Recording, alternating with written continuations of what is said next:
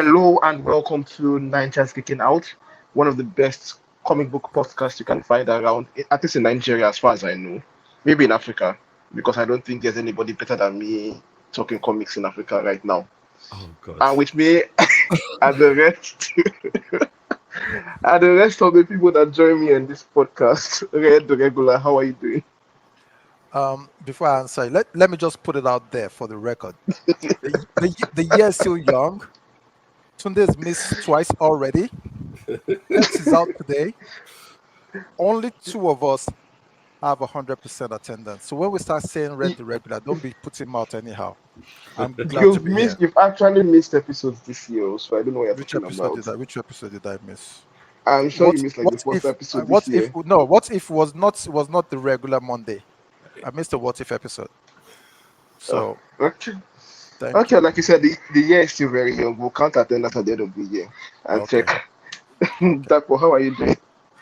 Yeah, I'm fine. I'm fine. I found it very amusing watching the blind argue with the one-eyed king. You know, over who's the most present, and your opening introduction of yourself as the best It's a discusser of joke. comics in Africa. It's okay. When they come for you, me, I'm not there. The They person should, that did the intro, everybody listening, the person that intro is called Tunde. Okay, so just to make sure who you know to target. But I'm I've fine. seen I'm it. I fine. said, yeah. I've just finished watching Nigeria qualify for the next round of AFCON. You know, Oh, not yeah, that not was say it. it was a plus, not that, but the performance so far is lacking. But Yeah, it's been really poor lately. It's been yeah. like I, I I don't mean, know how they're going to get further than this in the competition, but we'll still support them. oh, of It's course, not we have like to we have a support cho- them. it's not like we have a choice. Yes, we have to Yeah. support There's them. only But there's only one strategy that is apparent to everyone. Give the ball what? to Victor Osimhen. Well, they might need to change that strategy because it can't say to put it in the net. He You can't know. put Yeah, it in the net now. apparently. Yeah. Okay, Did Right. you before they did you before s- they come wait, for us that we are talking too much football no on the quick podcast. one? Did you see that own goal? I've never seen anybody score a goal an OG with that much conviction. Somebody said to that own goal is a result of Nigeria in diaspora. That guy is a half born Nigerian.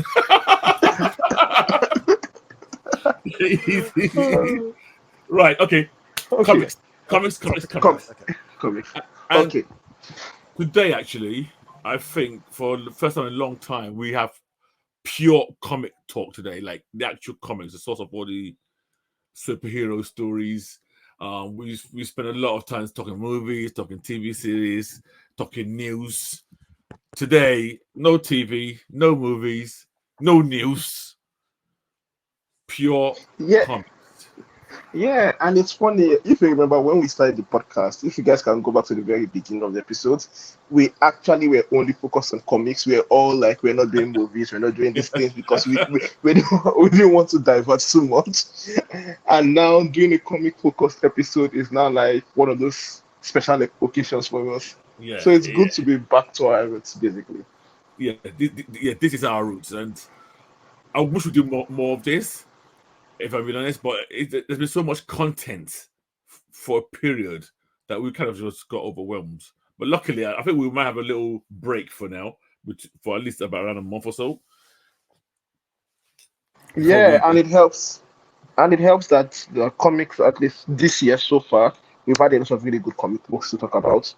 Well, not You know, necessarily good, but exciting and interesting books to talk about. I have to agree with you today. I said to myself, actually, this year started strongly, comic wise. There's been, I mean, obviously, with the amount of comics being released, there's going to be some dreck in there. But there's been a lot of good stuff recently that I've been enjoying. And even, not, I don't even talk about great comics, even just the good ones, they seem to be the levels high. I don't know. Let's hope it lasts. So, Exactly. what are we talking about? What comics are we talking about today? Okay, so we have some new drops. So, Superman Bizzaro is one of the comics we're talking about today. It's Yes. part of the new initiative by DC, that is Superman All Stars. I've forgotten the exact name they call it, where superstar writers come and write a short arc on Superman. And kicking it off is Jason Aaron with his Bizarro story arc. Right. So can I stop you right there? I Yeah. thank you very much for that information. I did not realize that's what they were doing. I was Yeah. quite surprised to see Jason Aaron's name on the comment. Oh, great.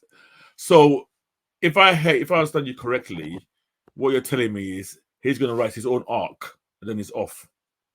Yes. And then we get some other sites on under short arc, and they're Right. off too. So Okay. Okay. So yeah. why So that strategy? I'm not sure exactly what this is playing at. Maybe I mean they've tried for years to make Superman interesting, and Yeah. they've brought so many writers, so many different strategies. It doesn't seem to stick. So let's hope this one sticks. If at least, at the very least, we get a short, good story out of Superman in a period of time. That's still better than what we've gotten up in a while right now. So that's good. Yeah, I don't think this is a bad strategy. Actually, I'm guessing they're using it in one of his titles, right? This strategy, or is Yes, it all? yes, yes, Okay, okay. yes. Yeah, I don't think that's a Okay, bad idea actually. So let's talk about this one actually. Let's talk about this, and then since we've opened with some detail about this. okay. But quickly, let me list out the rest of the books Okay, so that people know what they are in for. We'll be talking okay, about Ultimate Spider-Man 2 by Hickman. We'll right. also be talking about X-Men Rise of the Powers of X Yep, by Kieran Gillian. yep. And then we'll be looking at some ongoing, that is Wonder Woman and Miracle Man. Oh, Okay. and also last but not least, this one even come up way earlier, Avengers Twilight. Twilight. Yes, yes, yes, yes, yes, yes, yes, yes, yes, yes. Yes. Yes. Okay. Okay. So let's kick So things off with Superman, right? yes, indeed, indeed. Please, let's do that. Do you want to give a quick summary of what this is about? Okay, so this is basically a Bizzaro story. Yep, And it kicks things off with Bizzaro losing Louis and his son, his Bizzaro kid, to yep, some magic superpowers. Now, if you know the concept of Bizzaro, is basically the opposite of Superman. Where Superman he talks well, he talks backward, things like that. He lives on the square planet. So now they are taking it one step further, where Superman is weak to magic, he is strong to yep, magical powers. And so he invades the magical realm that caused the loss of his family and kills them, becoming even more powerful in magic. yep. And he apparently blames Superman for this loss because he feels it's one of the many crises that happened in DC recently that caused that to happen. And Yeah, okay. yeah, and to be fair, DC has had a lot of these recently, so I don't blame him for that. Yeah, so he attacks Superman, they fight, and almost fearfully, Superman has to stop him, and he dies. And when he was dying, he realized that he wasn't really crying when he was going, he was actually laughing. So they play Yeah, along, just never display that a lot with that opposite idea with him. And then it ends with everybody in Metropolis turning into a Bizarro. And yes, we are waiting to see where it goes from there.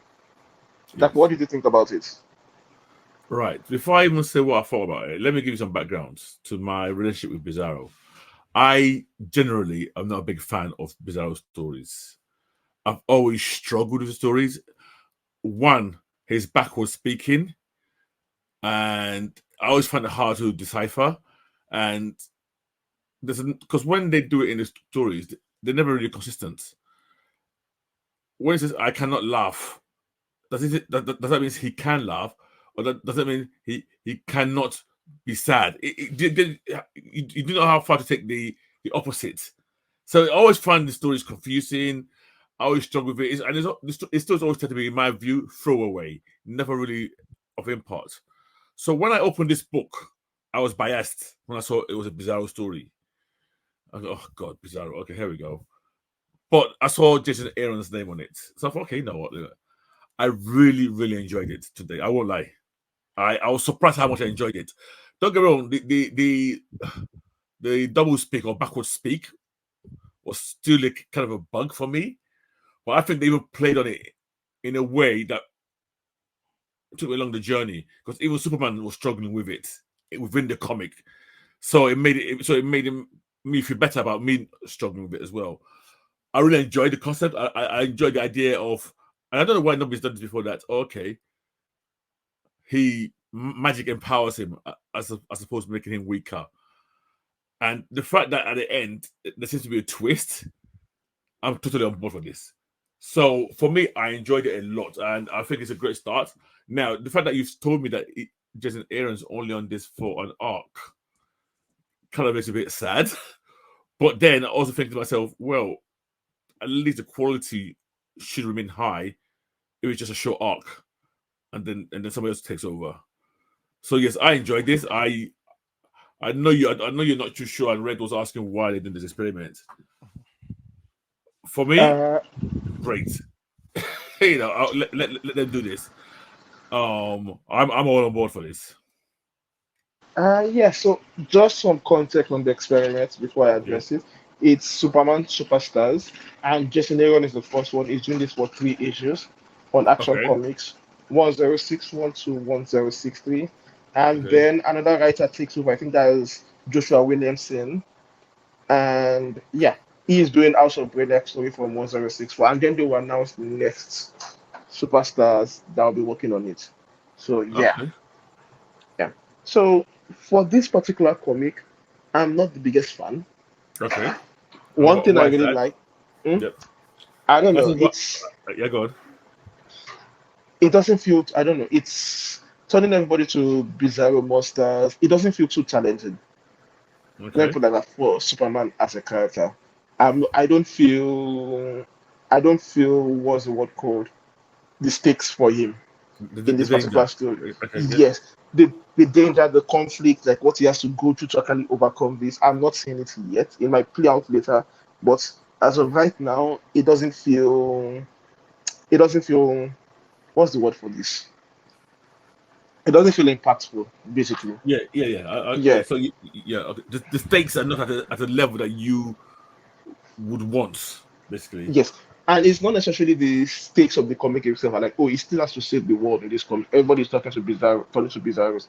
It's maybe like the emotional stakes of the story, because I'll pick a grounded story with more stakes than a global crisis spanning story like this, basically. Yeah. But one thing I did like is the Bizarro speak. Like when he goes, I am not laughing. And you have to, the idea of you interpreting it backwards to get what it means in that moment, or when it goes, I am sad, I'm going to kill you, or things like that, and then you have to interpret it backwards. So it's like, for me, it kind of works. Normally Bizarro speaks annoys me, but in this Right. book, the way Jason Heron wrote it, it actually kind of works for me, and I will be continuing to read it. Superman is my favorite character, and it's been a theme I've not been able to read any of his books for a while now. Okay. Yeah. So being able to continue this one with this particular story, I'm on board for it. I don't think it will be the best story I've read of Superman I've read in a while, or a great one at that, but it should be a fun one to read. So Okay. yeah. Okay. Yeah. I mean, I'm on board for this, and since it's only 3 issues, I don't expect the quality to dip at all. So I'm totally on board with this. Okay. Um, Red, are you gonna be reading this or you're gonna give it a miss? So I generally avoid Bizarro stories. I don't read them. I'm not a fan, but I'll give it a try based on your recommendations. Both of you like it. Okay. Okay. Okay. Like what do you read the book? Oh, that's a good question. So we're doing it out of 5, right? Yes, yes. I'll give it a 3.5. Turn that half of it. Oh, I'll give it 3.5. okay. That's What what fair. That what would you give it? I'll give it a three. Okay, A fair enough. solid 3.5 for me. Okay. You guys want me to read this? You gave me 3 and 3.5. I thought, Oh yeah, I well, thought you to be liked honest, it more than that. I like to enjoy it, but remember, it's the open issue as well of a free story Yeah. arc. But the fact that I enjoyed it for a bizarre story to me was a big positive. That you you, Yeah. you might you might make me like a bizarre story to that 3.5 is a 7, so I think that's still good for me. Okay. Okay, Okay. Yeah, where do and you want for to go me, next? for me, Yeah, for context, I like seeing where I'm coming from Superman story, seeing how bizarre stories generally are. For yeah. it to score this highly, it's like okay, it's a positive for it. So yeah. Okay. So let's move to Marvel. Okay. and I'm ready to fight you on this one. I don't know whether I should fight you with X-Men or Spider-Man first.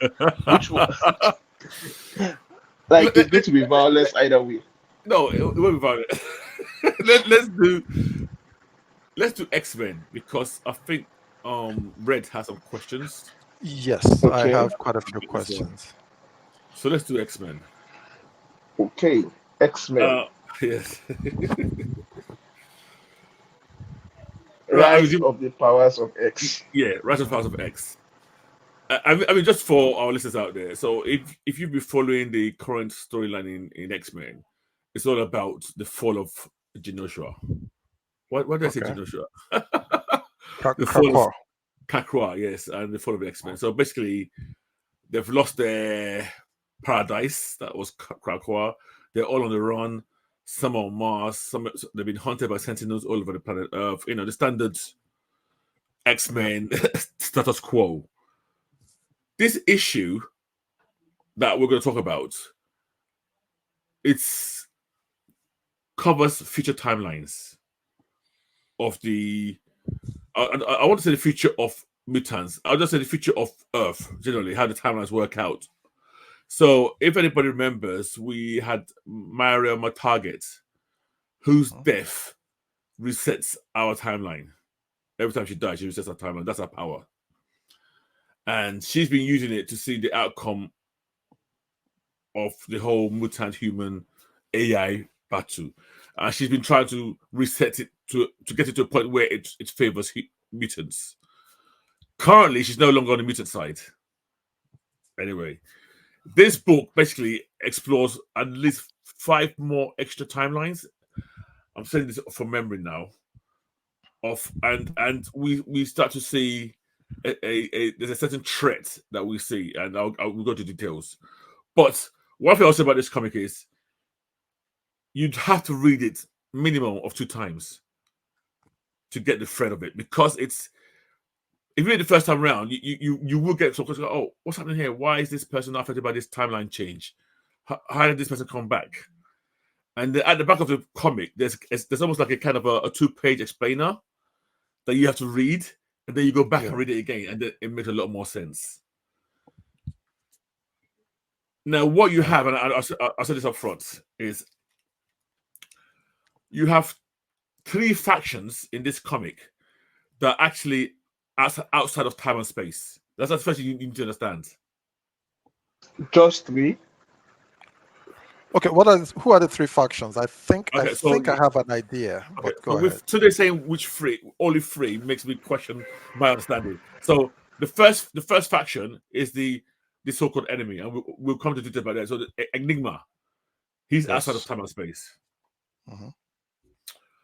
We have the I never get this right. The white hot room, the hot white room. Is that what it's called? Am I getting that name Are right? you referring to the X-Men? Yes. Okay. Oh, So Let's just call them the X-Men.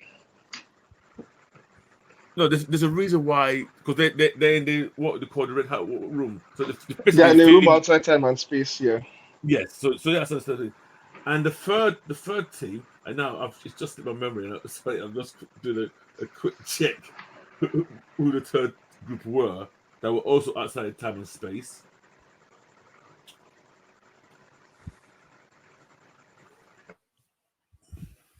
So we have the Right. Sorry. yeah, So the no place X, yeah, okay, which we don't know yet. Who's in that place at the moment? yes, Okay. yes. Now what we have is the X-Men are in the White Hot Room. Yeah, that's what it's called, and it's basically it's almost like Phoenix's abode, which is outside of space. So they're able to keep on going into all these different timelines, and as long as they escape before it's reset, they can they can come back. the reset don't affect them. They have all their memories and they know what's going on. So when I first read it, that was my first issue. How is Rasputin remembering these things? Until I saw that image at the back, and I realized they're outside space and time.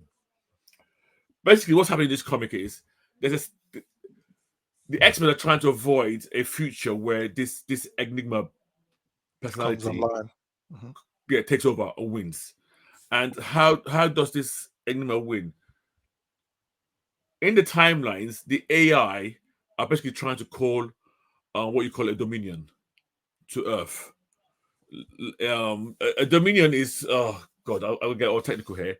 It's when technology reaches where technology, like a planet, when it reaches a certain level of technology, they can become a world mind.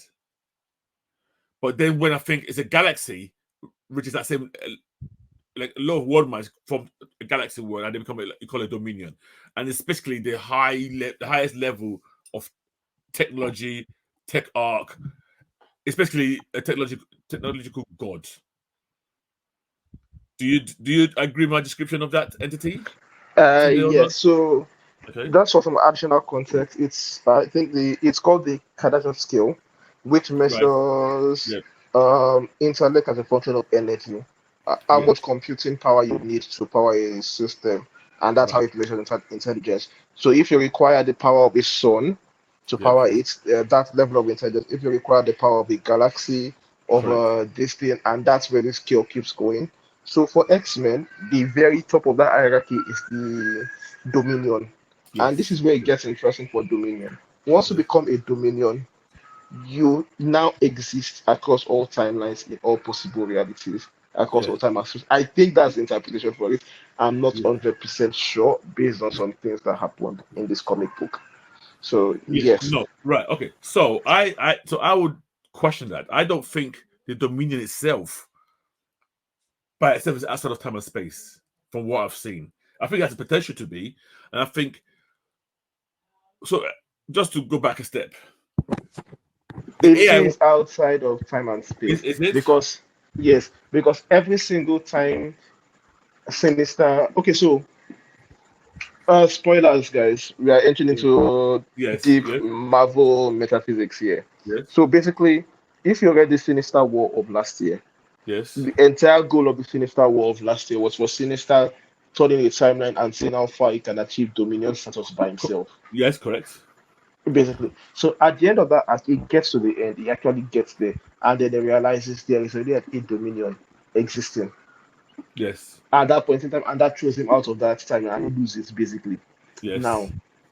in Wait, this once you get particular wait, issue, wait, slow down. So once you get kicked out of that timeline, you lose Dominion status.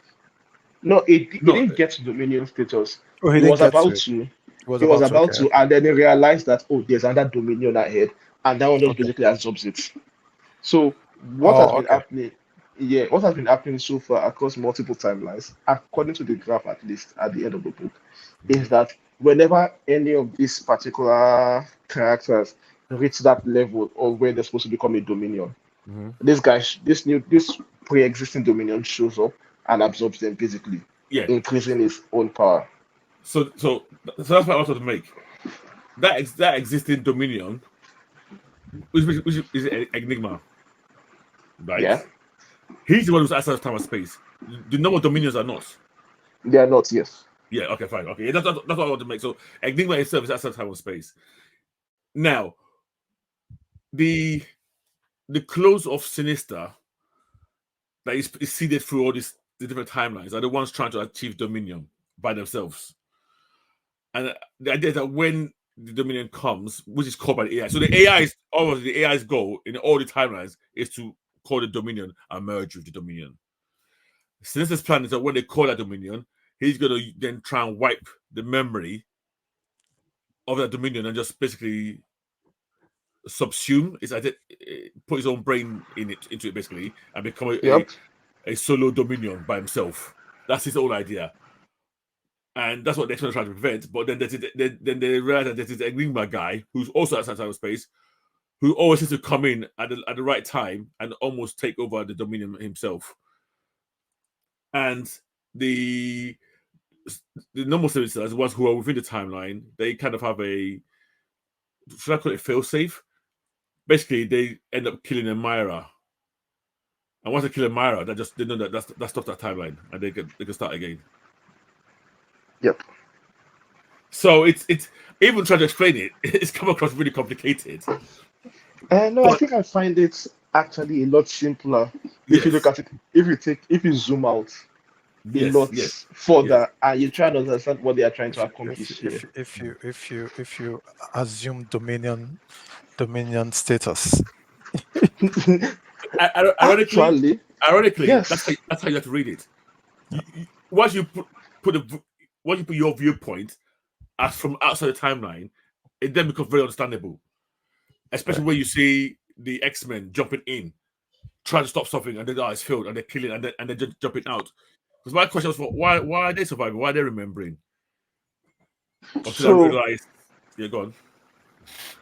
So one thing back to I'll add. Dakwa. Okay, go ahead. Finish. Okay. Yeah. No, okay, no, continue. It's No, I was just going to tell but Dakwa to continue because he was trying to list the three people because I'm still confused and I've not read an X-Men book in a while. So Yeah, okay. if you've not read the X-Men, why this will be confusing. very confused. There's so There's many no things that doubt. make sense here. There's no doubt about it. You got to understand that one, It's even no the known longer timelines. it's no longer the X-Men I know. No, well, it's Pretty not. much. You look at. I I, think each storyline. One storyline was 10 years in the future. Yeah. One storyline is like actually, 1,000 years in the future. Yeah. One's 50. So actually, I if don't think it should be confusing to you, Red, because you okay, read the original Powers of X and House of yes, X. So Yes. for me, yes, No. that's this book is a direct follow-up on to the that, particular I thread agree. lines set up there.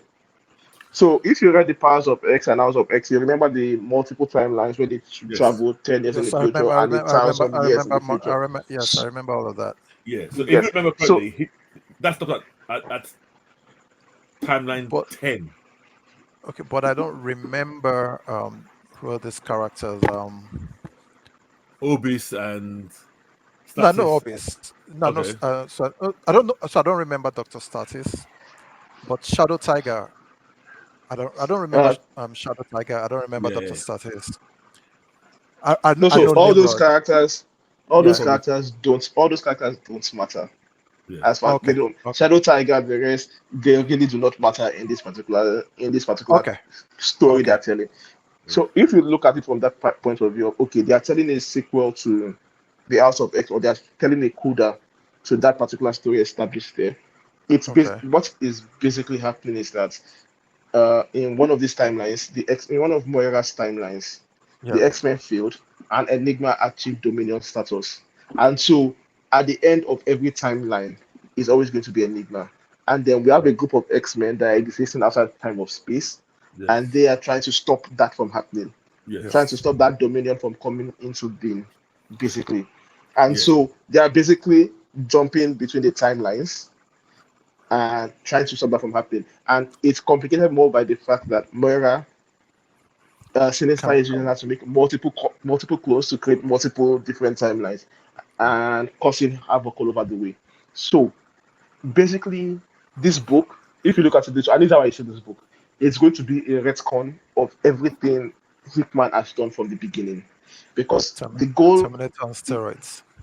yes, this is basically writing retcon as a yes, story form, because yes, the goal of the X-Men in this book is to go back and kill Moira yeah, Well, before okay. she splits the before she yeah, splits before she gains her mutant abilities and yeah. causing timelines to change. So if they can kill her before then, they stop the timeline where a Enigma. Dominion is created. Yeah, Yeah.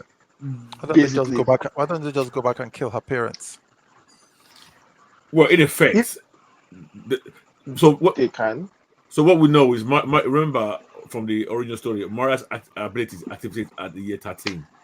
yeah, Yes. So if you kill her before before 13, you stop all those timelines from coming to being. So because they failed. So this X-Men team have tried so many times to stop this Enigma, and they failed. And in this comic, we see them fail about 3 different times. Yep. And then they go, you know what? This is not working. We need to go and wipe everything. So yes, I have to reread it. so 2 days in a way, 2 days correct.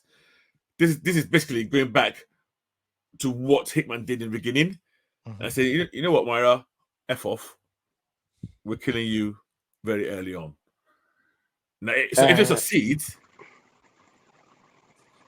now what I don't understand, and today let's talk this through. If they go back and kill Myra before she's 13, then that timeline that they're in is what will continue, but it'll be new because yes, there'll be no Myra interference at all. Yep. yes, Yep. and there will be no Krakoa. So a lot of things will change. Even the history we know should change.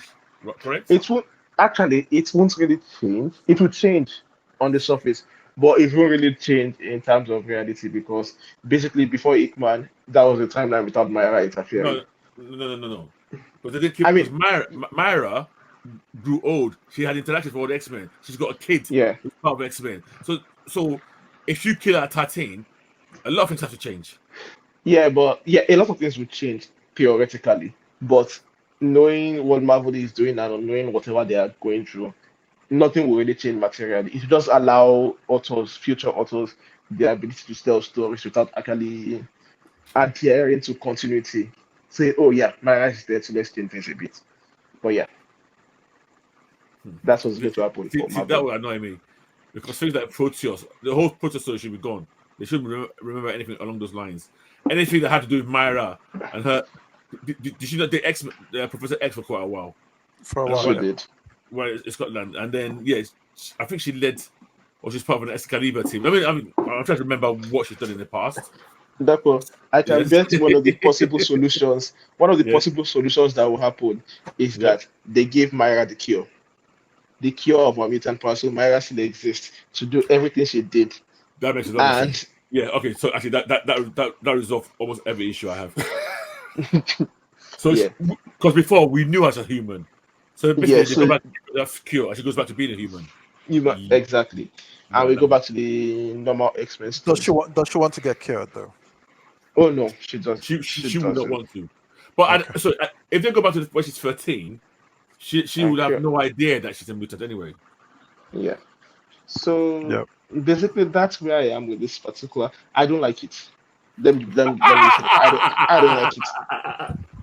I don't like it, and it's not because of the quality of the book, but Mm. it's because of what they're trying to achieve. I Oh, okay. just don't like it at all. I Like love it. I What know would you you love. prefer today?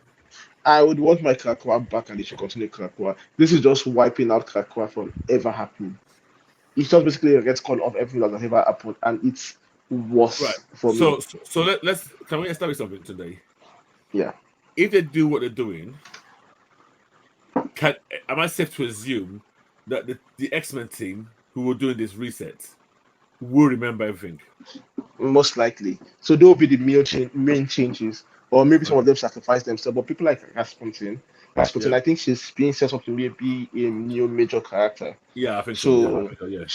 she and maybe what's his name, Dog, Yeah. might remember a bit, but they will be like side characters, no longer main story drivers, basically. I really hope Sync survives this. I don't know why I like Sync a lot, and but Let's see. I've got a feeling that he and Laura will be sacrificed. Or I Yep, mean, his Laura because we've got two Lauras running around now at the moment. yep. So we'll see how that goes. But it's a shame because for me, it's like wiping away the entire slate of what Hickman has Hickman done. did. Right. Yeah, For me, I like it. I like it one because it's very time travel sci-fi ish, and I like all of that. And I think it's very well done. I think if I didn't see the author, I would have thought that was Hickman continuing Who's the story. continuing this? Yeah. Yeah, it's written in a very Hickmanish manner, obviously with Even Kieran's twist on even it. the timelines at the end feels very very Oh yeah, Hickmanish. Kieran he's done his homework, but I kind of do agree with Tunde that all this good. Yes, it reads well. I enjoyed it, but yes, I think the long term goal of the storyline is to clean up The the whole whole message. Krakoa, I know. which is a bit of a shame. You know, I'd rather have it falling, but it's still part of the history. You know, just like Genosha is not You know, totally wiped away. Yeah, so go on today. funny enough, Hickman did the same thing with his Avengers run. He Right, basically at the end resets the universe that never happened. And then and I think maybe Hickman even said this and put that. yes, so I Yeah, think this is part of the plan for Hickman. Like at the end, this is the last storyline. Like this is the end of what Hickman is trying to achieve. But I don't like the journey which we took to get here. I don't like it at all. and I would have, yeah, and unlike his run on Fantastic Four Avengers. This went over like 5 years. I can't remember. If you add Fantastic Four, Avengers, and Secret Wars, we're talking 5 years easily. No more. Yes. Was it more? Which Okay, Secret yeah. War? Which Secret Wars? Way more. Okay, yeah. But what I'm saying, he took his time Yeah. before we then had Secret Wars, which kind of then, and yeah, you could say it reset it, but it didn't reset. But it kind of there's a new status quo. This whole Krakoa thing did not last that long. Well, Yeah. we're year 2. Are we year 2? No, year 2 or year 3. Oh, year 3. Okay, year 3. Yeah, I think we've done 3 Hellfire Galas. The first one to create the moon. Yes, correct. I think the second one with Inferno, and then the third one with the Destruction. Yes, So he started Secret Wars in 2015. All right, okay. May. So that's going on 9 years now. Yeah, but when did he finish it? When did he finish? When did it end? Around for maybe 5 years. Let me see. Okay. Because I know he did FF for a couple of years. I think he must have done Avengers another couple of years. Yeah. So also I think maybe 5-6 years. Yeah, but I really enjoyed this comic, and I read it again, and I've got it saved because I plan to read it a third time. I really hate this comic. One thing that's always bugged me. Well, it doesn't really bug me, but it's one thing. It's when they talk about dominions. I've always felt if the future leading to dominion is a very bleak future, because you are absorbed into an entity that you all become the same. There's no individuality anymore. I've always felt that's a very bleak future. Is it? It's a lot of a lot of sci-fi think like that though. Yeah, but that was you embraced yeah. you embraced the future of becoming, I think, what's it called again? Virtual humans. Like sending your memories into a computer basically and living within the computer. Yeah, I don't mind that. Yeah. If I've got my individuality. What I'm talking about here. What? Okay. In the Dominion, there's no individuality. You literally all become one. And so maybe this is just me as a normal human being. You know. No, I mean, I don't back think against that idea. I don't think it's necessary for all of you to become one. I mean, you can all have your individuality working towards a particular aim together in sync. Like altered carbon. Yeah, no, today read there's what the particular issue where they first introduced that whole dominion thing. They actually made it clear that it's one mind, all unified, with one thought, and they made that kind of debate about individuality would be lost, but because the AI, they did not see that as an issue. We're AI. We need one big program. We're all part of that program, so they didn't see it as an issue. It was the humans that were kind of hesitant. So I can't remember what that's the comment where they first talked about something in a dominion. It's not just an X-Men thing. I've seen this kind of discussion in other like sci-fi, like the one you described today, where we all become virtual reality. Fine, as long as we're individual, I don't mind. If anybody's ever read Peter F. Hamilton, that's the kind of dominion he has. A dominion where you got individuals in it. They can come together, make decisions, use the combined power to make decisions, change the course of events. But they're all individuals. That I don't mind. Sure. Yeah, go on. No, I think that's interesting. Like the demarcation between individuality and unification, because even in those sci-fi these things, the more efficient use, like when they like even in Marvel, what they called again, Thanos is people, the Eternals. Yeah. Well, when they Unimind, they have that whole idea of when they come together to become more powerful and things like that. And it makes sense that the highest form of this thing would be the Unimind existing continuously rather than. But yeah, it's interesting. Well, like I said, I mean, it's one of those things that, and this it might just be a me thing, or it might just be a human thing where, do I want to lose myself into the hive mind? that kind of slight, I'll call it a subconscious pushback on my behalf. To be honest, Okay. So yeah, should we rate this book now? yes. For me, I'm actually going to give this. I'm going to give this a 4. I really actually like this book. I'm going to give it a 4. Okay, so if this book was a standalone, not Yes. relating, not tying to any history, I was Mm. rated a 4. But Okay. I don't like what this book is doing. I do not Yeah. like what it's doing at all. Not even You, the don't- you, slightest you bit. don't like what it's going to lead to. Yeah, I don't like what it's going to lead to. I don't like how it's playing it out. I don't like what it means for Kakwa because we've not even allowed the horror of that sit with us yet. I hated what happened, and I stopped reading X-Men books for that. But we're not even dealing with that yet before we're going all retcon on everything. And I feel, yeah, Oh, no. can I address something to Red? I think Red. You said about Professor X and his disease. Yes, what was that? Yeah, if you want No, to answer that. that's not Professor X. Or Yeah, we don't so get yeah, confused. that's why I Oh, asked you. They said they called him the okay. professor. I said they Yes. called him the professor, but they didn't use X. So who was Yeah, that? that's Sync. That's an older version Ah, of Sync. And okay. he's so he always one of the powers he has is Professor X's mind powers that he synced and he uses a lot. Oh, okay. Yeah. Yeah. Yeah. Okay. So So I'll just give this book a 3. a 3, okay. Okay. Yeah.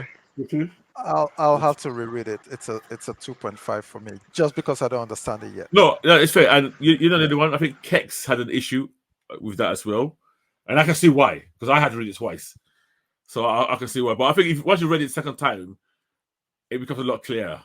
I'll read it again. Yes.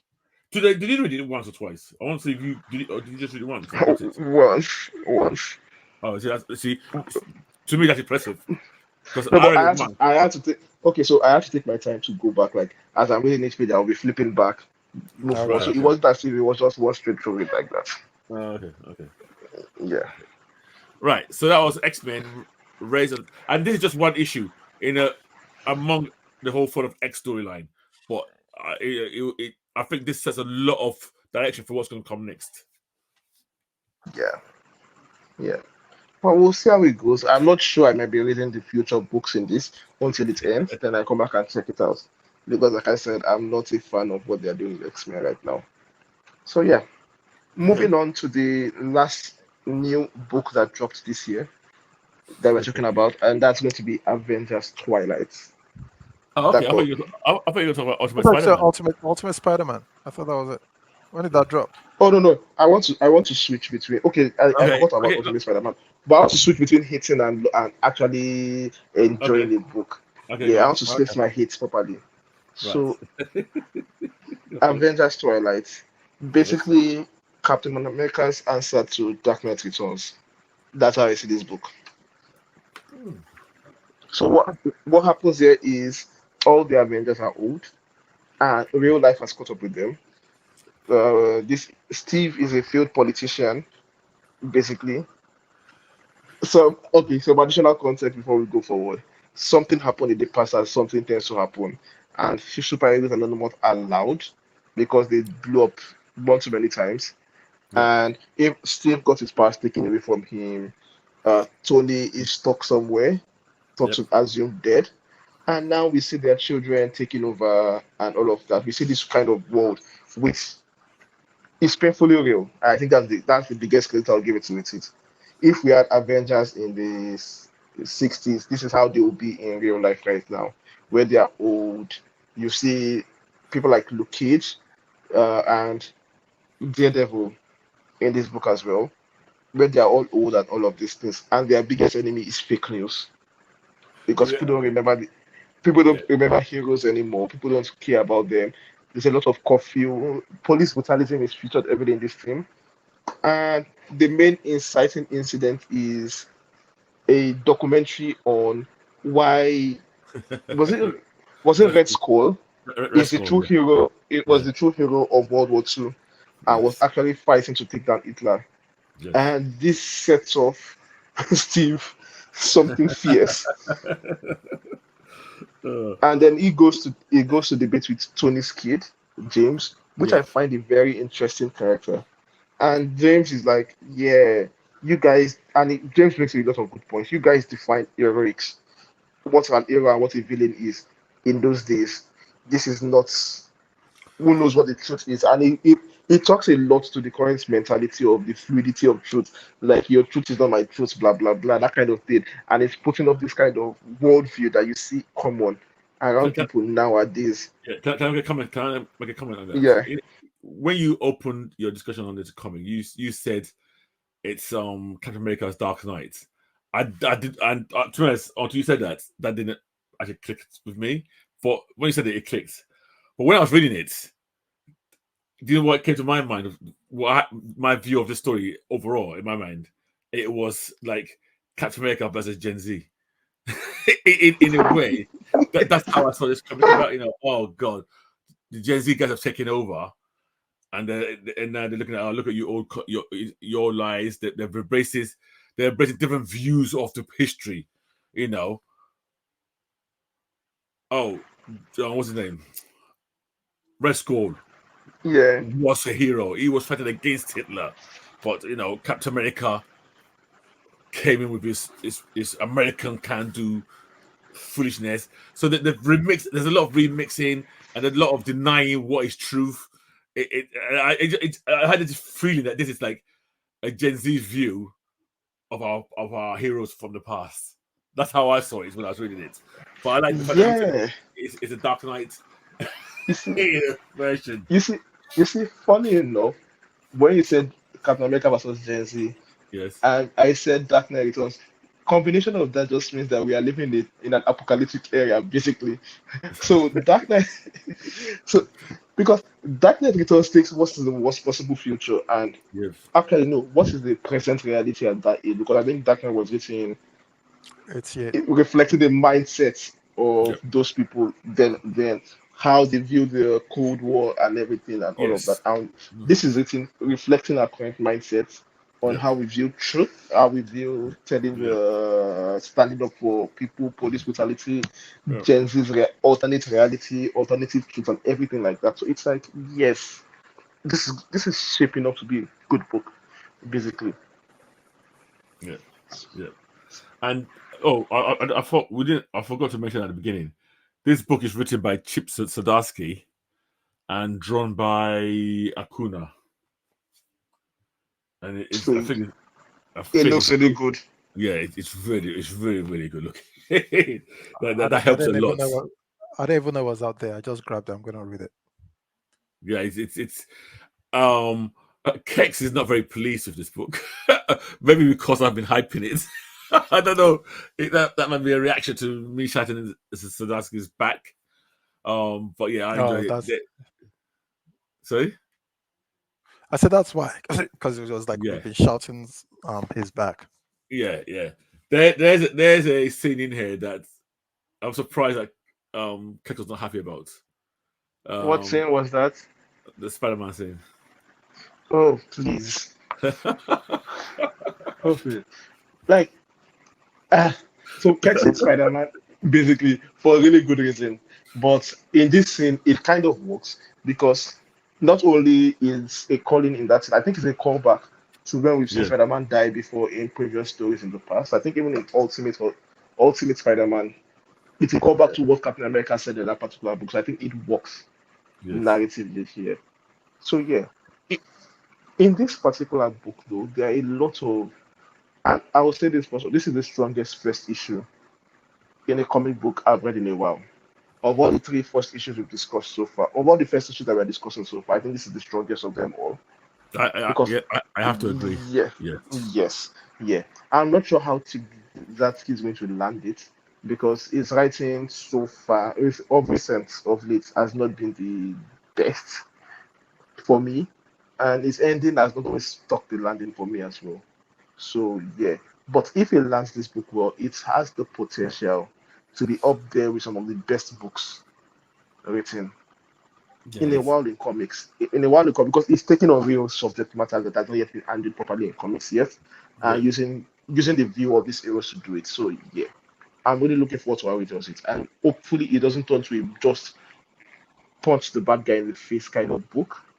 and it actually sits down to examine these themes properly. Yeah, yeah. No, I totally agree. Totally agree. It's very promising opening. Let's put it that way. And we see Steve in the end. Steve, you can see Steve's ready to not take any more nonsense and get back into the field properly.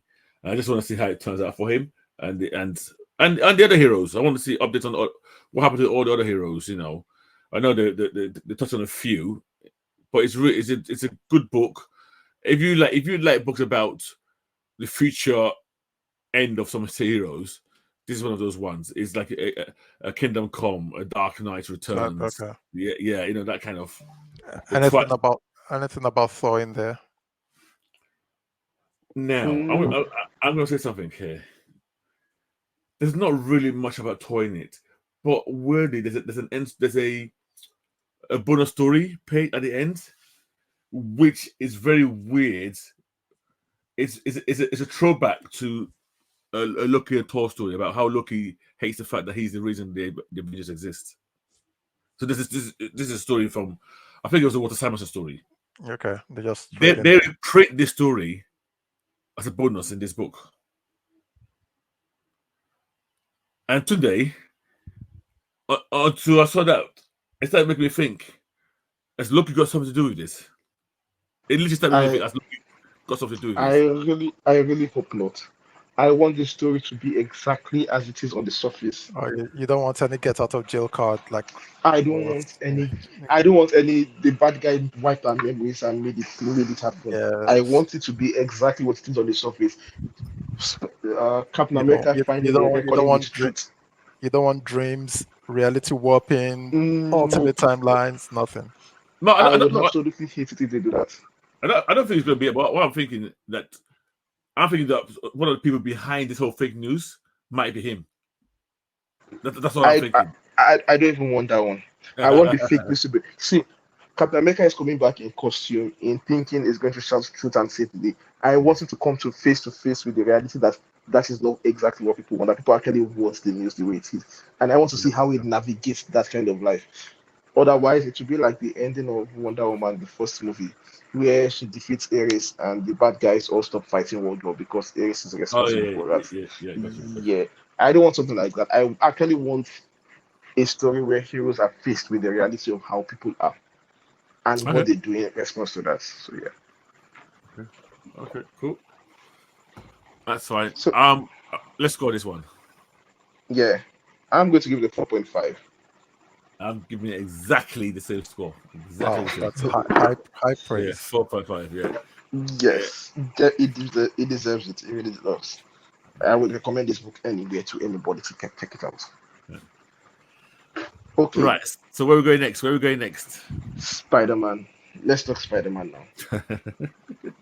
Okay. Let's do it. So let me leave this one to you Spiderman first. number 1. This is a very straightforward. So, I say it's a very straightforward book. So this is Ultimate Spider-Man number 1, and it's set in the new Ultimate Universe. Now, if you read Ultimate Invasion, I think it was Ultimate Invasion it was called, where they basically there's a universe that's been created by a version of Mr. Fantastic called the Maker. The Maker. Yeah, and in this universe, what he's basically done initially was he prevented some heroes from gaining their powers. So which allowed him then to rule without the interference of certain heroes. You know, so if I give an example, I think he stopped Bruce Banner from getting hit by the nuclear bomb. Or did he? He stopped Spider-Man from getting hit by the spider. So he went around and interfered with the creations of the heroes in the Ultimate Universe to make people more malleable to his machinations. Now, Ultimate Spider-Man 1, the main storyline is we find that Tony Stark's I didn't say Tony Stark's done. No, Peter Tony Parker, Stark. right? No, I'm talking about Tony Stark. Okay. So yeah, so it starts with Peter Parker, and so you got a Peter Parker who's got a family. He's got 2 kids. He's got a wife, and he has no powers. And he's never had any powers for his life. He's living a life, but he's almost there's an aching in his soul for something that he thinks he's missing. I know Red. I know not Red. Kex will hate me. Yeah. This phrase. They're basically writing that it's almost like this guy realizes that he should be something more. He's having a midlife crisis, correct? Basically, there's nothing special about it. Yeah, but in a way, they've written it in a way that, I mean, midlife crisis you tend to be solved by you buying a Porsche or you buying a 50 feet TV. It was working at the Bugle, right? How much was he making? Oh I yeah, mean, he's a nepo baby this time around. Is Yes. Ben is Oh, in charge Uncle of Ben the is still Bugle. alive. Okay, Yes, Ben is still alive. yes, Okay. Yeah, and Ben is in charge of the Daily Bugle, and he's working for Ben. And Jameson is actually a really nice guy in this particular issue. yes. So yeah, there's that as well. So he has, I like putting now, a good life, basically. Nothing special, nothing lost. But he has a loving family. He has mentors that care for him, and we see some really good conversations Thank you very much. between, Thank you very much for saying that. Yes, yes. yeah, like Jameson and Ben talking is the strongest part of this book. One thing I always give Ikman, he knows how to write dialogue between characters and make it feel very distinct and powerful. He's one of the best in the business at this, and he does that really well. We also see the burial for me and all those who lost their lives in the bombing that happened in Oslo's Oh, invasion. Yes. Yes, yes. The dialogue is one of the strengths, Red, of this. Sorry, Red, have you read this? I have. Oh, sorry. I don't know why I was trying to explain this to you then. Yeah, the dialogue is one of the best things for me in this book. Without a shadow of doubt, I actually loved it. I wanted more of it before before he was given the option to I say regain to get powers because he's not actually regaining it. So let's power. let's talk about this option to get powers. A Yes. teenager that, as far as you know, blew up his father's house and killed your aunt, comes to you in the dead of night and gives you a bowl and says, "Take this and become powerful," without actually explaining what that is. And he takes it and immediately uses it without showing anybody. And wears the course and says, "Oh, I'm going to go and become a superhero." Note that we don't have any superheroes in this world. We don't have any actual superheroes in this world yet. So there's no impetus for him to do what he's doing. He just wears, like, I cannot under. This is where Ikman, from as far as I'm concerned, feels a lot. I cannot understand the logic between a man, a responsible father with two children, doing this particular action, taking these particular steps of going, taking and untested something. He doesn't even show his wife. He just tells his wife, I feel I'm not enough and I want to do more and I'm going to do more, whatever that means. And it just goes down where it makes zero sense. And I think for me, as far as I'm concerned, it defeats, except with a better explanation in future issues. It makes this dumbest Spider-Man ever. Can I bust a brain now? Okay. I've always had this fantasy of like aliens coming and they say, "Oh, we've been studying you guys for millions of years. We know how your bodies work. Hey, take this pill. It's a rejuve pill. It can rewire your body." Blah blah blah. I will take it in a habit. I will take it, but not in a heartbeat. What are you waiting for? Are you taking it to some lab to test? What? Are you taking it to some lab to test? I'm going to at least think about it a lot. And even Or then, how did they tell you that that you don't have time? no, see, even then, that decision, okay, that one is a different decision. That is a irreversible, is a one and done decision. This is like aliens coming and giving you, oh, take this superpower watch. It gives you powers. Wear it, and then your next immediate thought is that I'm going to go and start beating up criminals because I have these new superpowers. That is not what I'm going to do. I'm going to find a way to test No, that. wait. I'm going to at least, Yeah, go on. Yeah. So you won't take yeah, it. You won't no, take a pill. I will take not the pill. We are using the pill as an example, which doesn't really match the situation I'm talking about. No, I will take the pill. I probably said the pill because just to remove the option of you going and testing it out. But I'm No, thinking it's a risk. You got to swallow this or not. so I will, eh, use okay. It's not, forget the pill for reversing Yeah. time. Use the Okay. pill of gaining Superman's powers. Okay. Yeah. Okay. Yeah. Yeah. Okay. Go on. Yeah, yeah. We'll both take the pill. We'll gain the powers. But Yes. Without what do you asking. do with the? What would you do with the powers afterwards? What I will do, Yeah. I would. Are you going I to would. immediately start flying and fighting crime? No. Well. Well. Sorry. I will. I'll be flying saving people because the way you say fighting crime, I'm not going to go for armed robbers. But if a building's falling down somewhere or something fire, I will go and save them. Tunde, If that's what you mean. you're Yeah. talking as if he hasn't gone through life with things he would like to fix. He's gone through life It's with things he would like to fix. So once he gets that power, he's just going to go and try to fix Okay. it. Okay. So There are things. Okay, go ahead, Dr. no, it's you. I want to ask you a question. Would you, him taking that tablet, was that a? Did you find that believable or not? I mean, what was I your found view it. on that? I found it believable Right. because Okay. it's I would. not. No, it's Okay. not taking the what's it called? That is my problem with it. It's Oh, what it's it action does after. immediately.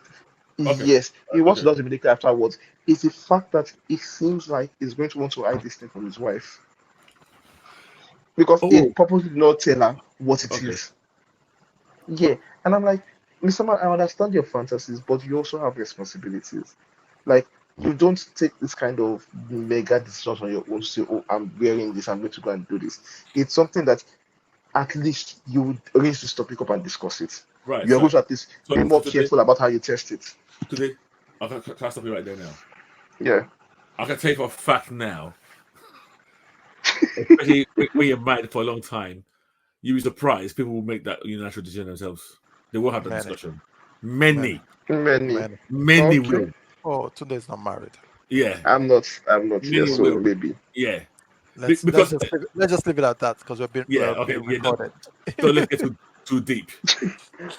But don't be shocked that many will just make that call You think themselves. that's okay? There's a common phrase among my couples. It's better to beg for forgiveness than to ask for permission. Ask for permission. Yeah. So what this tells me, like basically, the way the setup is done is that you've done this decision. Yeah, Anything that happens out of this decision is on your head, of and I course. cannot feel any pity or remorse for you. The reason I like Spider-Man is that he's a kid when he makes that decision, so it's a bit forgivable. It's like, oh, he didn't really, and he didn't even make the decision himself. It was something that happened to him, and Yeah. yeah. But this one, you are purposely choosing this life of danger, knowing, and this is a guy that knows fully well the consequences of what is going to happen. He's choosing the life of danger from a known terrorist to fight in a war, being conscripted into a war And to that be might honest, affect his family. that is one aspect where I slightly might agree with you is who it came from and who you if I'm reading that word correctly, the person it came from, as far as you know, you've been told all your life that this person, well, I don't know if all your life, but most of you know this person as a terrorist. It's Yes. shown on. So to me, that's the issue. It's almost like that pill I mentioned earlier came from Osama bin Laden. And then I'll hesitate. Oh, why is Osama giving me this? So that bit I can understand.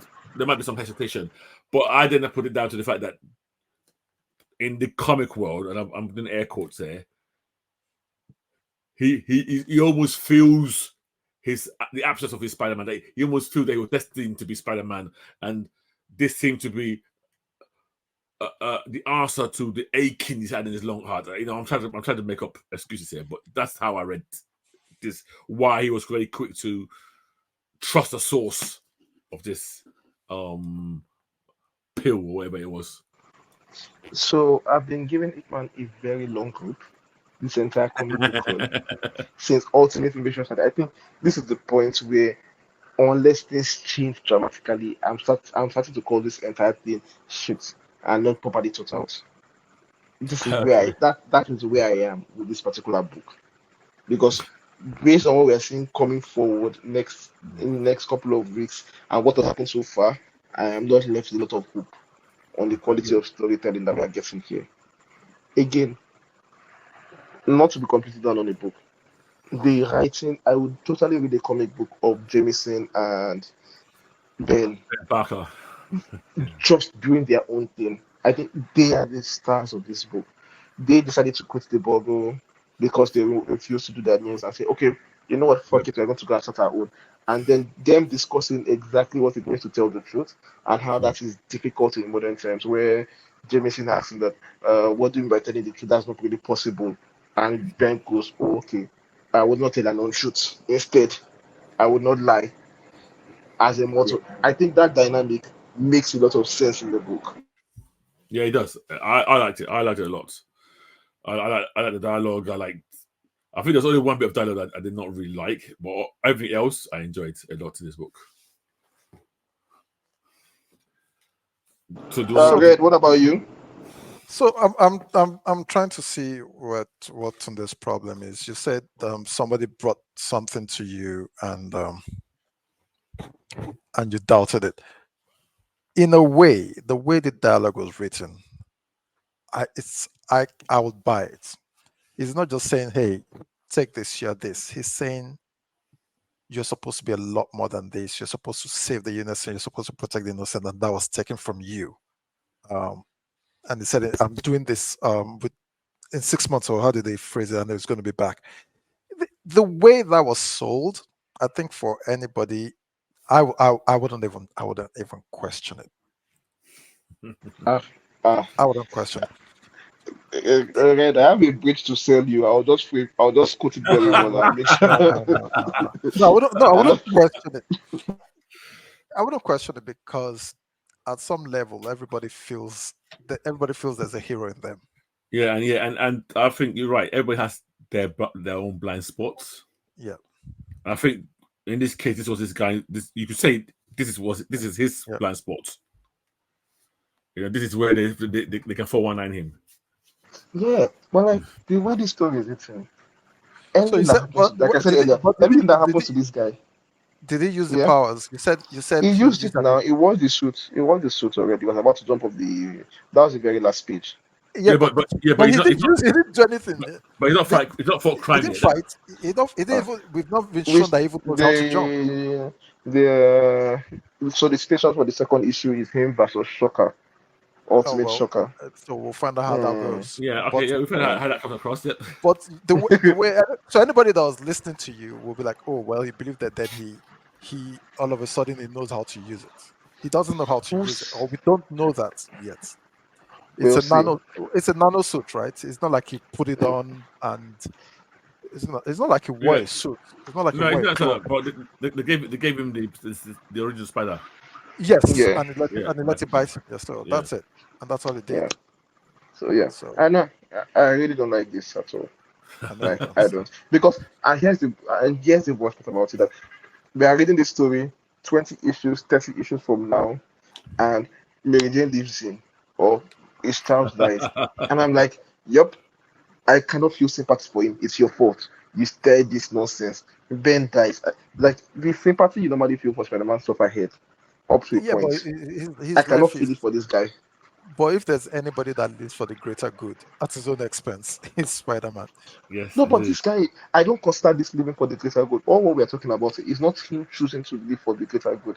It's him choosing that, oh, I feel like I should be more desired. It's not as if he's doing this because something is at stake. So I don't see it as someone living for What his, I what see what that someone what just living what his what fantasy. if what if even though the makers stole all of that, there's still an essence that is left with the heroes that what they could have been, that just a missing part, like a soul that is just missing. It's possible that he didn't steal all the essence from them. I don't I buy don't it. know. Okay. I don't buy that. I don't buy the story that is being told the way it is, and I don't like it. So yeah. Okay. So how do you rate the book? I could go first. Yeah, go on, Red. You go for it. I'll give it a 3.5. I like the dialogue. I liked him and Uncle Ben's conversation. I liked about his parents. Does he miss them? And said yes. Does a single day go by that he doesn't think about them? Then like yes, so you know how I feel. And so those are very very relatable conversations, not in a superhero-ish way. Like anybody that's lost anyone can connect to. Can So relate to. Yep. yes, so I like it. Yeah. I like the way you framed that, not in a superheroish way. They're Yeah. very human conversations and not Yeah. geared Yeah. towards superpowers and Yeah. all of that. No, It's no, yeah. no. I The like day the way to you day. framed that. Yeah. That So cool. so 3.5 for me. Oh God, that's exactly my score. 3.5. I Okay. enjoyed it. Yeah, so 3.5, and I'm hoping it gets better. Okay, Red, I'm going to, because of what you said, I'm going to add a 0.5 to my score. And yeah, that brings it up to 2/5. Big Because man, you Jesus, owe me if not, money. Jesus. So you were going to give it 1.5 before. yeah, because if not, and that's purely because of the But dialogue, how yeah. good the dialogue was. So Because so if but not for that, this is the kind of book I drop after issue 1. But you were so wrong though. You said he took the stuff and he knew how to use it. We don't know that for a fact. So no, He but took it and knew how Red, to use it. I think Red, he took it and he was going to use it. do you realize that he scored this 1.5 out of beef for a comic page of like 22 pages maybe for the last yeah, 2 pages, yep. Imagine that. because the last 2 pages he's got so annoying. Yes. No, see, Dako, if not for the quality of the dialogue, Yeah. because of those last 3 pages, I'm not reading this book again. It's the kind of book I say, okay, you know what? It's clearly not for me, and I'm dropping this book. So, 2/5. Okay, fair enough, Yeah. fair enough. All right, God, what we got next? What have we got next? Yes. So, we're moving Invincible. on to no ongoing comics, actually. We have 2 Okay. ongoing comics we need to touch on quickly. Okay, yeah. Uh, let me do Wonder Woman. Okay. Yeah. So we'll quickly do. I'll quickly give you a brief summary. I don't know if you've been following it from 1 to 5. Basically, an Amazon beat up men. USA got vexed and said all Amazon should get out of their country because yeah, say no to immigrants. And another one is like, nope. And then the soldiers are like, we're going to beat you up. And then she beats up the soldiers, and they are trying to mommy and they commit suicide, and it gets all complicated.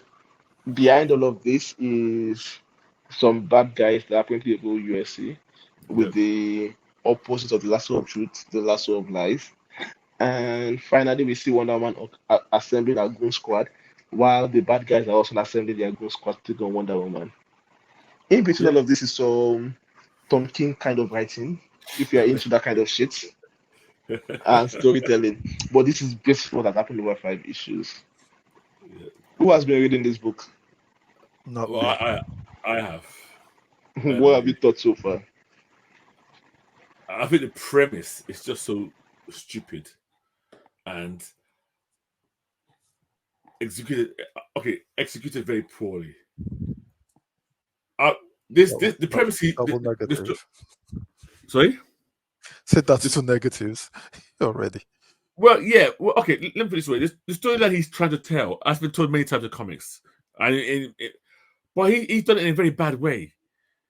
You have these stories where a group of people do something that upsets a majority of people, and then they become persecuted. You know that kind of stuff.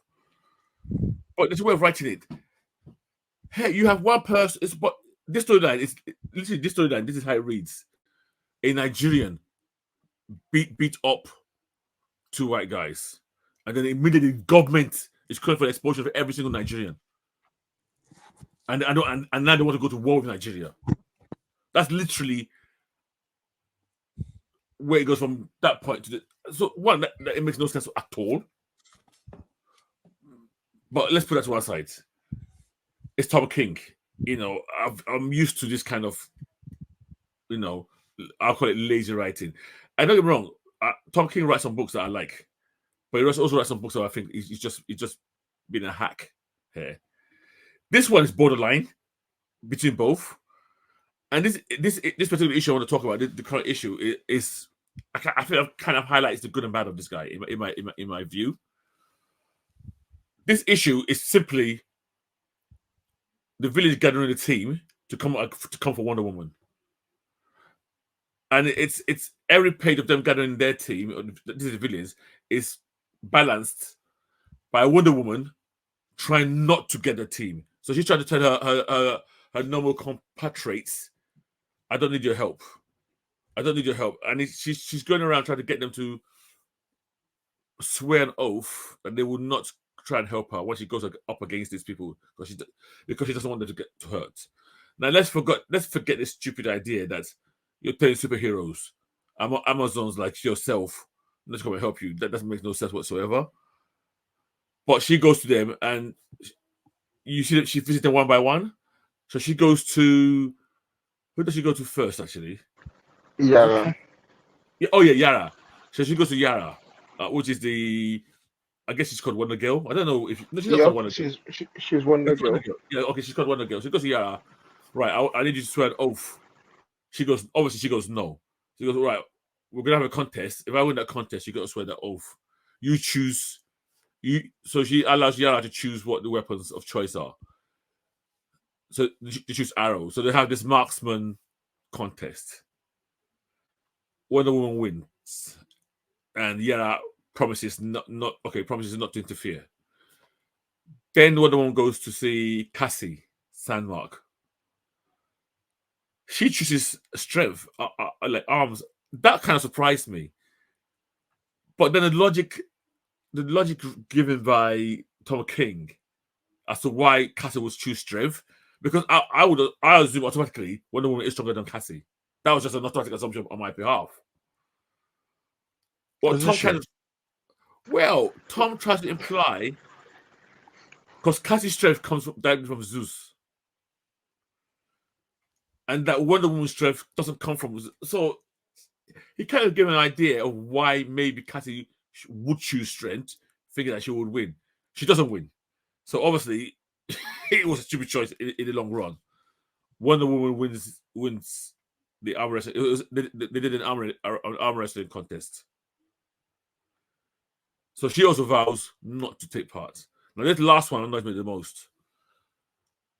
She goes to see Donna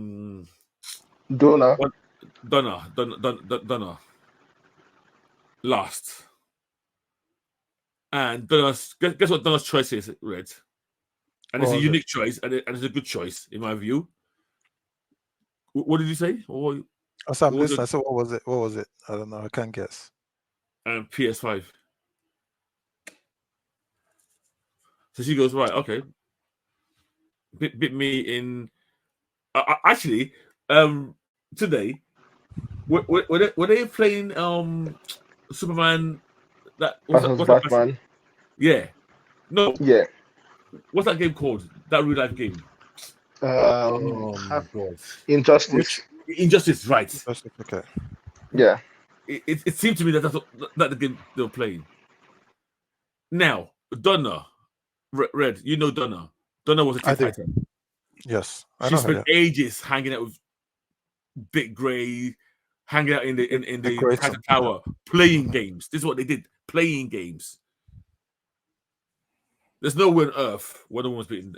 First of all, there's nowhere Wonder Woman's beating Donna Prince at gaming. What she does. And then she comes up with a little speech. And this is a Tom King thing. Oh yes, I'm friends with Superman. I'm friends with Batman. And one thing I've learned from Batman is always prep. Basically, trying to imply that she prepped. You went. And she didn't even know. Did she even know she was going to pick a console? Nope. So how did she prep? Oh no, she's trying to say that she worked out what she would pick, and I prepared. I did not like that. Also, now here's the funny. Oh, yeah, go on, Tony. I'll let you finish up. So she beats Donna, and she also swears not to interfere, right? So Red, listen to this, right? So this is the whole comic, right? Yeah. And then in the last panel, all these Wonder Women who've sworn not to interfere, and this is what the whole comic about. You get a panel there saying, "Fuck this oath, we're interfering."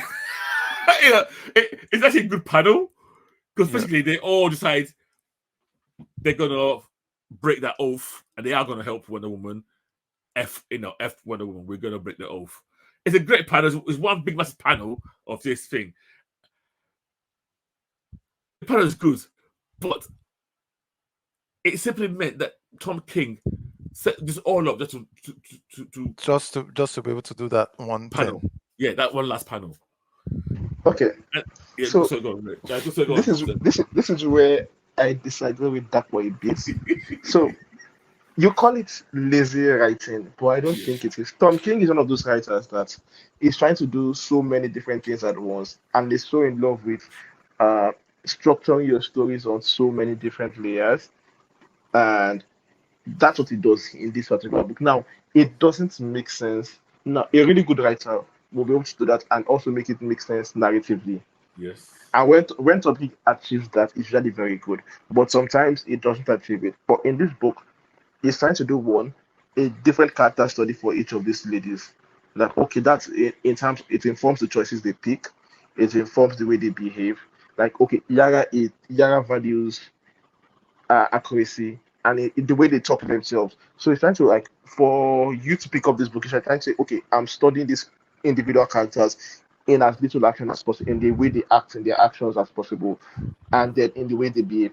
And then even within the games they choose, there's still some studying going on there. Because as like, for example, Yara picks arrows, but arrows are not always accurate. If you notice, when Wonder Man is firing at arrows, they are always in the same straight line. While Yara is always offbeat, like it shows how a bit careless Yara can be, and that's why she ultimately just loses. Even within the game structure of Superman of her playing Donna in the game, it's still a pointed remark at Superman versus Batman.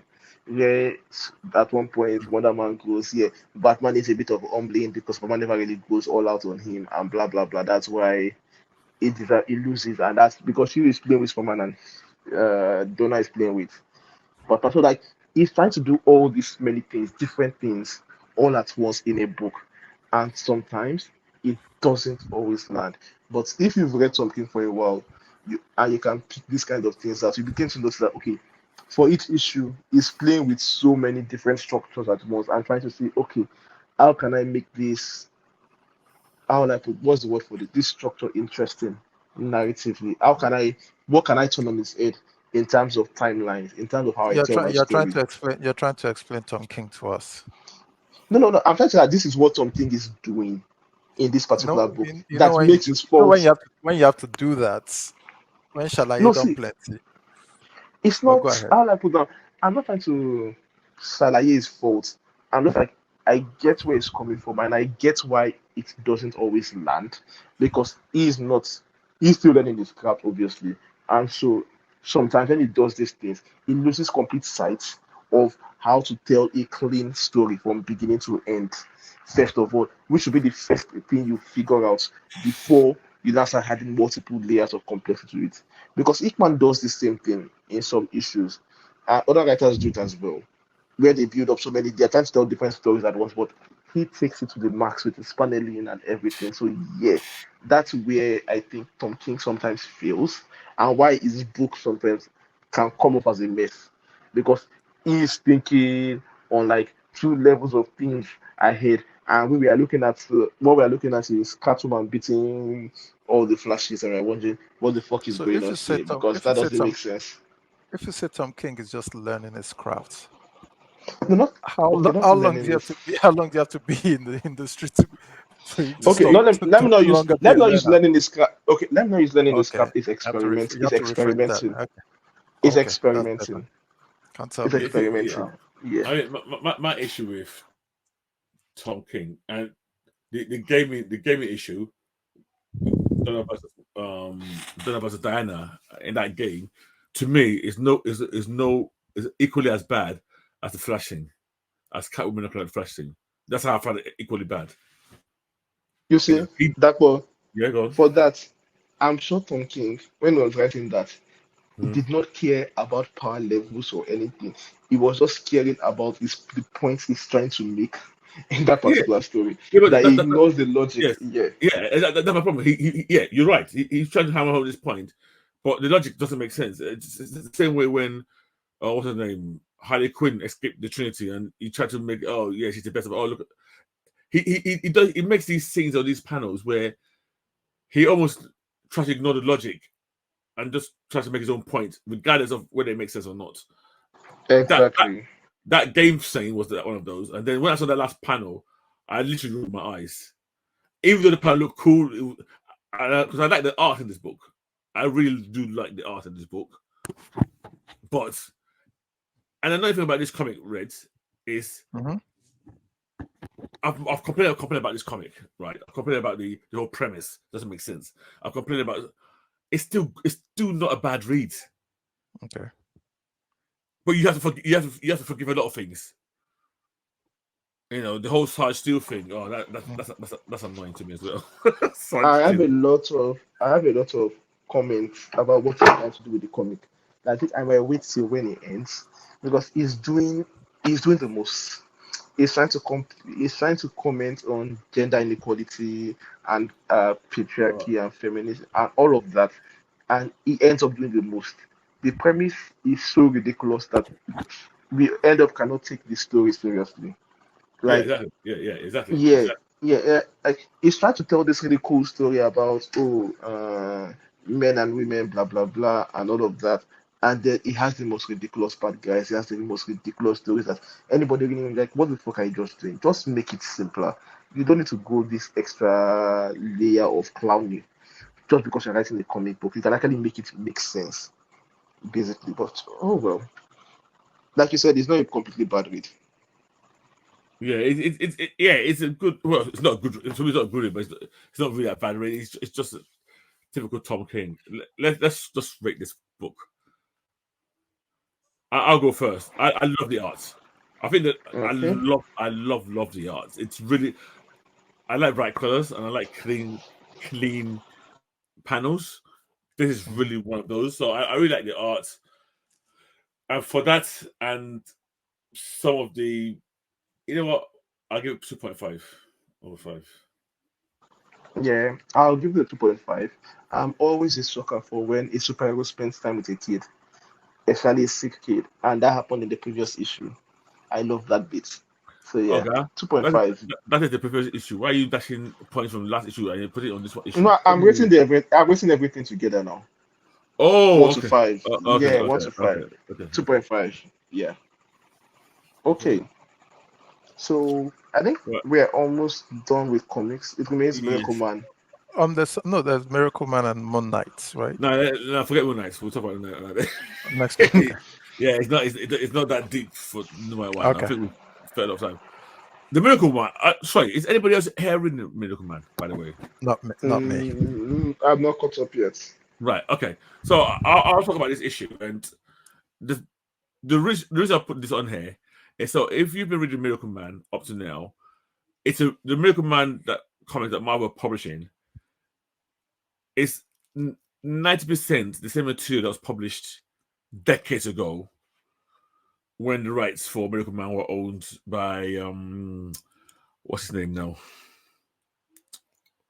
Not Warren Ellis. Why did I say Warren Ellis? Neil.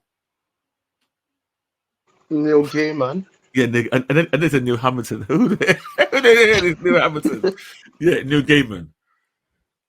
So Marvel have come to an arrangement with Neil Gaiman, so they now have the rights to publish these books.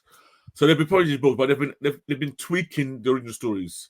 But I think every issue had some extra panels or scenes that were not in the original. Not a lot. In an issue, maybe 5%. This issue 29, I think, and I don't think I'm exaggerating here, was 95% new material. So this is Only first. 5% words. Yes, I'm not even sure there was even 5% was even. I like 5% memory loss from my side. That maybe I don't remember some of the panels that might have been in the original. All of this seems to be brand new to me, and it moves forward the story of young Dauntless. Now you've not been reading it, Red, so I'm not gonna try and. Yeah. You can't be spoiling it because you read the original, right? I read the original, yeah. Yeah. Go ahead. I read the original. Yeah. But hey, and Tunde, you've not read the recent ones, right? No, I've not caught up. But where you got to, have you seen when they've brought back Dauntless, the No. young Miracle Man? Oh, okay, all right, fine. So the high level, you get to a point where they bring back young Dauntless, Dickie Dauntless, i.e., young Miracle Man. But he has trouble adjusting to this new world, this new future. He has big troubles. He also has trouble in his sexuality. So something happens that kind of sets him off on the edge, and he goes away. This issue, he comes back to the main storyline, and it comes back in a new role. And I don't want to spoil this for you because it's a biggish deal. But I just want to point out that for the first time now, Marvel's in this Miracle Man run, they've presented a comic that's almost all new material, and I think the run now ends. The run ends with this issue, and now they've announced a new arc called the Dark Age, and now presuming that whole new arc is going to be brand new material all the way through. Oh, nice. How do you Yes, rate this issue? Do you think it's good or bad? The changes. it's a good question. I think I found it a bit uncomfortable. It's not. I think it's good. Don't get me wrong. So But I who are think we offending? Who are we offending this week? Oh Because no of no no the no no no! sexuality? It's not even along those lines. I feel uncomfortable in the decision this guy decides. So this guy decides on the role he wants to play going forward, and it's not something I expected. And I don't know if it's a good thing or a bad thing. Logically, I think there's merit in what he's saying, but he's basically setting himself up to be almost a adversary to Miracle Man. And I got a feeling it's not going to turn out well. But he puts it in a certain way that it's logical. He says if you build okay, let me put this question to you. If you build a paradise, and this actually might be very coincidental since we're talking about Krakow. If you build a paradise, do you think a paradise needs a serpent? A serpent. Yeah, No. Why? No. exactly. Wait, does that symbolize evil or just a serpent? Well, an adversary. An adversary. Okay. So basically, Miracle Man's he's built on utopia. Mm-hmm. And his top is that there's nobody challenging you. There's nobody. You're the be all and end all. I want to keep you on your toes. I'm going to be your adversary. Not in that I'm going to be fighting you, but I'm going to be watching you and calling you out. And he's almost forming his own courts towards the end. I mean, that goal is not necessarily a sapiens rule. And I feel anybody building in that kind of Miracle Man's position Yep. deserves to have someone that can call him out on their behavior. But to your original question about Serpent and this thing, Yeah. if there's an utopia, Yep. utopia would come from internal. It doesn't require external action. So having an additional serpent against it as a necessary function of utopia means you just built a dystopia basically. If it's utopia, it doesn't need that external factor that is challenging it because it's already internal, purely internal. I don't know if that makes sense, but that's the way I see it.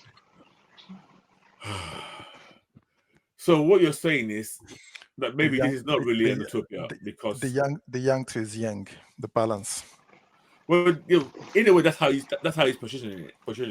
But the way I No, see that it is it's not an From utopia if it's Miracle Man that is in charge and it can be called out.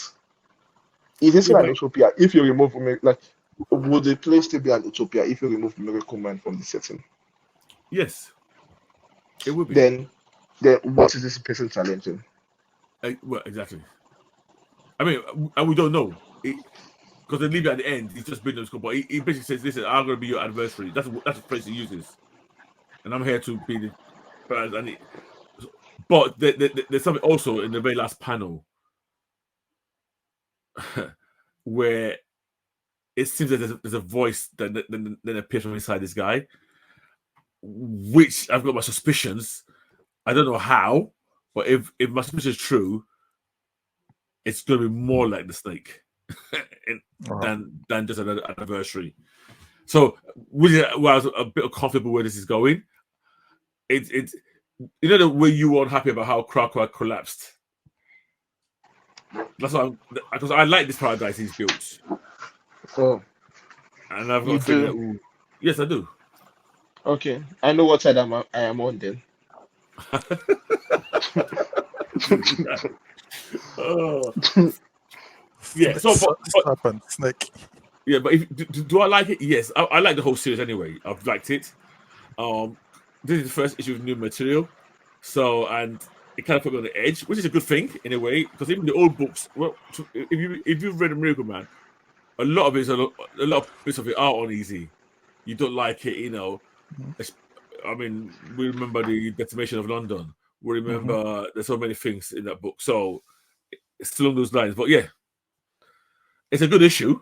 I still enjoyed it, but it's left me uneasy after reading it. I'll just rate this one. I'll still give it a 3.5 easily. Okay. 7, yeah. Okay, that's fair. So But yes, but going if by, yeah, go on, yeah, go on.